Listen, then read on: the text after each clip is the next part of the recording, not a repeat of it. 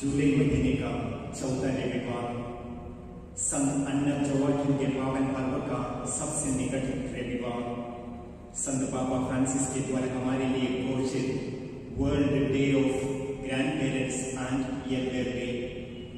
दादा दादी नाना नानी एवं सभी बुजुर्गों के नाम पर समर्पित है। मैं हमारे कैटेकिज्म के सभी बच्चे लोगों के नाम पर आप सभी लोगों को आज के पावन दिन की शुभकामनाएं देता हूँ। आपके ऊंचे विचार एवं अनमोल शब्दों के द्वारा हमें ईश्वर का ज्ञान प्राप्त होता है। आप हैं हमारे जीवन के असली हीरो, आप हैं हमारे जीवन का आदर्श, आप हैं हमारे जीवन का अनमोल निधि। ईश्वर आप सभी को सुरक्षित रखे, स्वस्थ रखे। जय यीशु।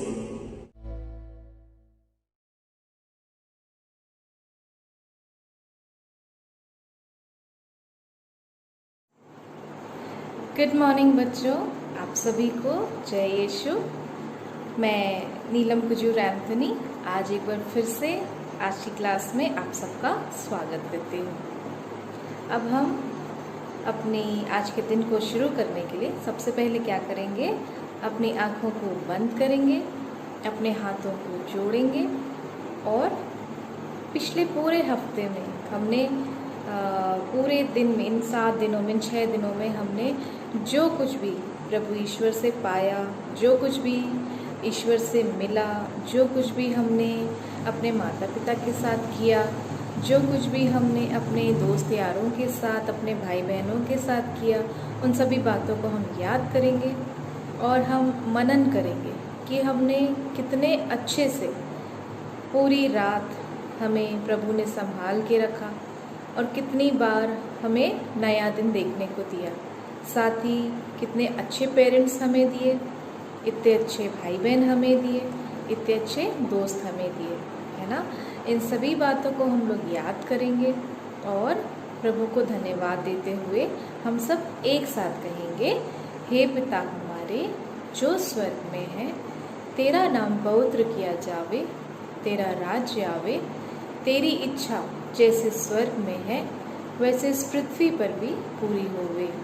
हमारा प्रतिदिन का आहार आज हमें दे और हमारे अपराध हमें क्षमा कर जैसे हम अपने अपराधियों को क्षमा करते हैं, और हमें परीक्षा में न डाल परंतु बुराई से बचा, आमीन। साथ ही हम लोग कहेंगे, प्रणाम मरिया कृपा पूर्ण प्रभु तेरे साथ है, धन्य तू स्त्रियों में और धन्य तेरे गर्भ का फल यीशु। हे संत मरिया परमेश्वर की माँ, प्रार्थना कर हम पापियों के लिए अब और हमारे मरने के समय, आमीन। पिता और पुत्र और पवित्र आत्मा की बड़ाई होवे, जैसे वह आदि में थी, अब है और अनंत काल तक सदा रहेगी, आमीन। पिता पुत्र पवित्र आत्मा के नाम पर, आमीन। ठीक है। अच्छा, अभी हमने अपनी प्रार्थना भी कर ली, अब हम लोग सीधे बुक के पास आते हैं। ठीक है। पिछले हफ्ते हमने जो पढ़ा था उसे एक बार हम लोग रिकॉल कर लेते हैं। ठीक है। पिछली क्लास में मैंने आप लोगों को क्या बताया था कि यीशु जब क्रूस पे मर जाते हैं, है ना, यीशु जब क्रूसित हो जाते हैं, किसके लिए? हमारे पापों के लिए। जब वो क्रूसित हो जाते हैं उसके बाद क्या होता है, सारे शिष्य डर जाते हैं, है ना। सारे शिष्य डर जाते हैं, जितने उनके अनुयायी रहते हैं वो क्या हो जाते हैं, तितर बितर हो जाते हैं, यहाँ वहाँ दूर हो जाते हैं, घबरा जाते हैं। और जो शिष्य रहते हैं वो कहाँ चले जाते हैं, एक कमरे में बंद हो जाते हैं। किसके साथ? माता मरियम के साथ, है ना। और माता मरियम क्या करती हैं, उनकी हिम्मत बढ़ाती हैं, उनके लिए प्रार्थना करती हैं। ये सब हमने लास्ट क्लास में पढ़ा था। और फिर सडनली क्या होता है, पेंतेकोस्त के दिन अचानक से क्या होता है, पवित्र आत्मा उन सब के ऊपर आती है ना। और सबों को क्या मिलता है, उनकी डर से मुक्ति मिलती है और वो लोग भिन्न भिन्न भाषाएं बोलने लगते हैं, डिफरेंट लैंग्वेजेस बोलने लगते हैं। और वो लोग यीशु के सुसमाचार का प्रचार करने लगते हैं। ठीक है। और सुसमाचार का प्रचार करने के बाद लगभग वो लोग कितने शिष्य बना लेते हैं, 3000 शिष्य वो बना लेते हैं। और ये काम अब तक कंटिन्यू हो रहा है ना। जब तक शिष्य थे वो लोग बहुत सारे और अनुयायियों को सुसमाचार का प्रचार करते करते बनाते जा रहे थे, ईश्वर के शिष्य बनाते जा रहे थे। और अभी ये जिम्मेदारी हम लोगों पर है ना। तो हम लोगों को भी इस ड्यूटी को as a duty, as a responsibility समझ के हम लोगों को इसको करना है ना। इसको हम लोग को छोड़ना नहीं है। ये नहीं सोचना है कि हम लोग तो अभी छोटे हैं, हम लोग 8th क्लास में हैं, तो हम लोग कैसे इसे करेंगे।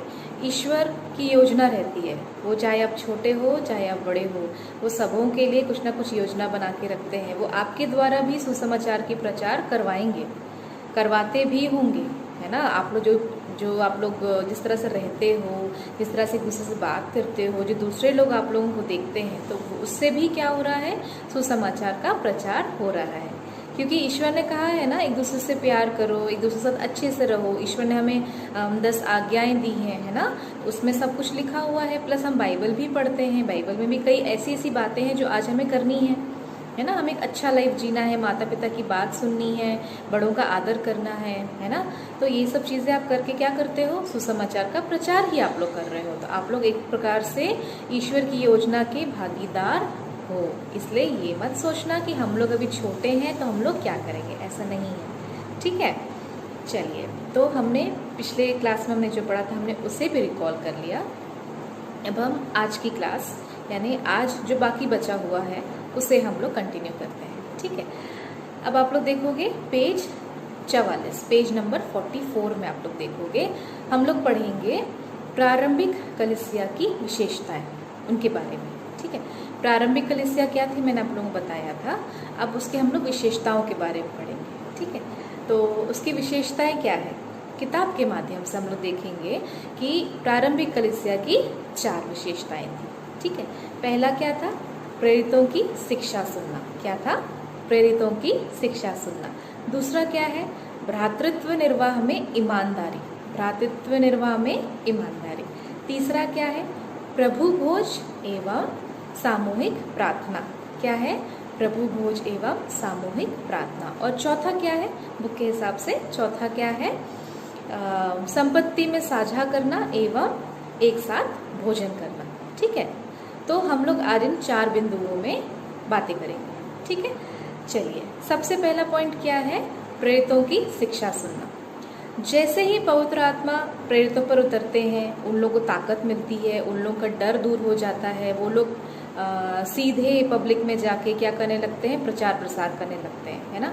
और जैसे जैसे उनके अनुयायी बनने लगते हैं, उनके इन द सेंस जीसस के, प्रभु यीशु के अनुयायी बनने लगते हैं, तो वही चीज़ है कि प्रेरितों की शिक्षा लोग सुनते थे, चाहे परिस्थिति कैसी भी हो, चाहे वो सुख में हो, दुख में हो, या किसी भी परिस्थिति में हो, वो लोग ईश्वर का वचन का प्रचार करना नहीं छोड़ रहे थे। वो लोग उसे बढ़ाते जा रहे थे, करते जा रहे, दिन रात, सुबह शाम, जब भी उनके पास मौका आता था, जब भी उनके पास समय होता था, जब भी उनको पूरा टाइम वही उनको काम करना था। और वो ये लोग वही चीज़ वो कर रहे थे। और उससे क्या हो रहा था, लोग उनके पास आते जा रहे थे। और क्या होते जा रहा था, वे लोग शिष्य के, जीसस के, प्रभु के अनुयायी बनते जा रहे थे, है ना।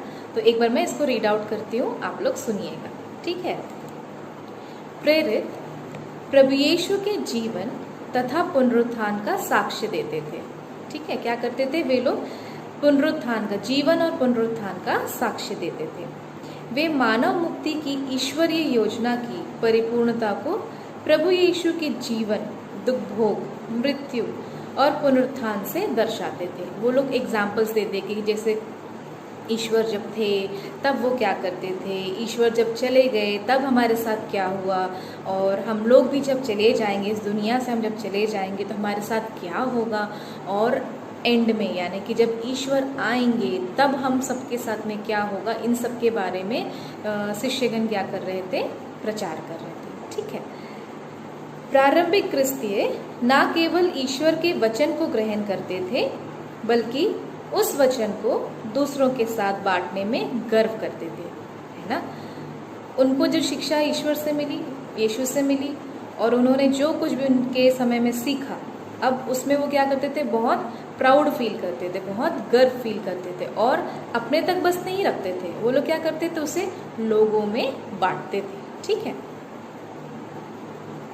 पवित्र आत्मा की प्रेरणा से वे हर घड़ी, हर जगह, हर परिस्थिति में सुसमाचार की घोषणा करते थे।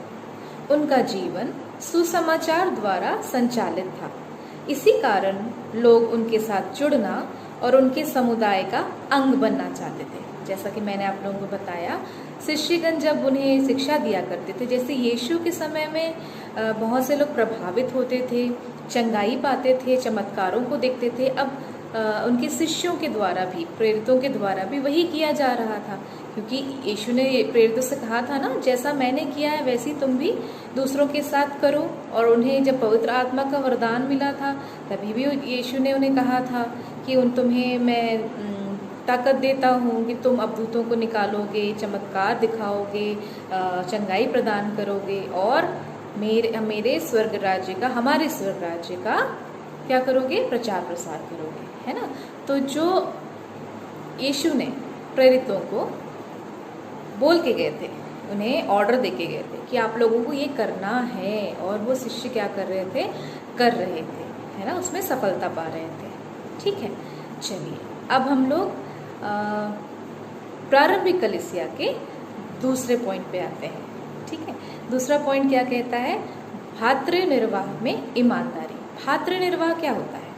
भातृ निर्वाह होता है, भातृ प्रेम हम लोग सुनते हैं ना, स्कूल में भी हमने कई बार सुना होगा, यानी भाईचारा, मेल प्रेम, एक दूसरे के साथ में अच्छा संबंध। और निर्वाह मतलब हम लोग कैसे अपना लाइफ को जीते हैं, एक दूसरे के साथ में हम लोग कैसे उसको साथ में हम लोग निभाते हैं, उसे कहते हैं भातृ निर्वाह। अब ईमानदारी, ईमानदारी इज व्हाट, आपको ईमानदार रहना है ना किसी चीज़ में, आपको पूर्ण अपने अंदर से, अपनी पूर्ण रूप से आपको उस चीज़ में सहभागिता देनी है ना, कहीं पे भी कोई भी चीटिंग नहीं करना है। इसलिए क्या बोला, भातृ निर्वाह में ईमानदारी। ठीक है, अब इसमें क्या कहता है, देखो, विश्वास के द्वारा मसीह आपके हृदय में निवास करे, प्रेम में आपकी जड़ें गहरी हो और नींव सुदृढ़ हो।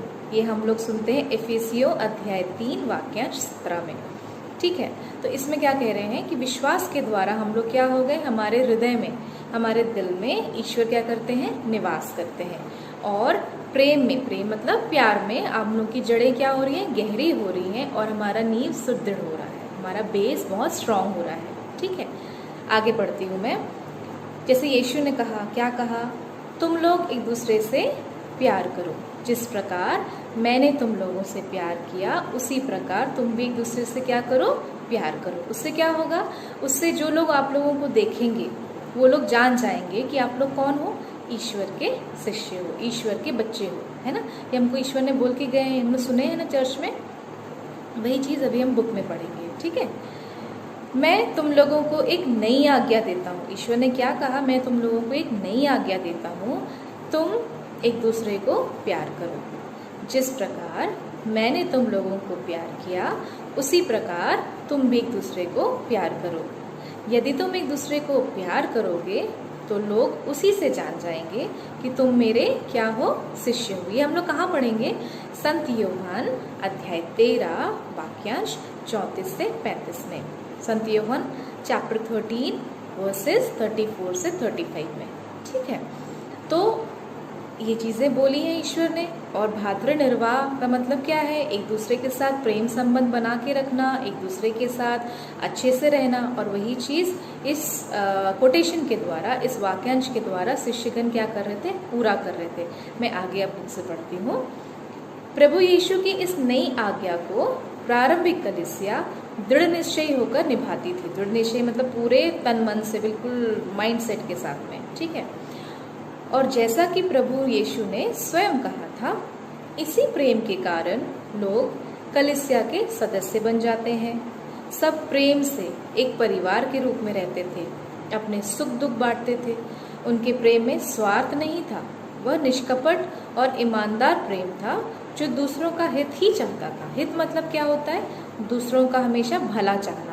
हित मतलब भला चाहना, किसी का बुरा नहीं चाहना। ठीक है, तो हम लोग जैसे घर में हमारे पेरेंट्स हैं, हमारे भाई बहन हैं, हमारे रिलेटिव्स हैं, हमारे फ्रेंड्स हैं, या हमारे पड़ोसी भी हैं, हम जब सबके साथ अच्छे से रहते हैं, वो भी हमारे साथ अच्छे से रहते हैं, है ना।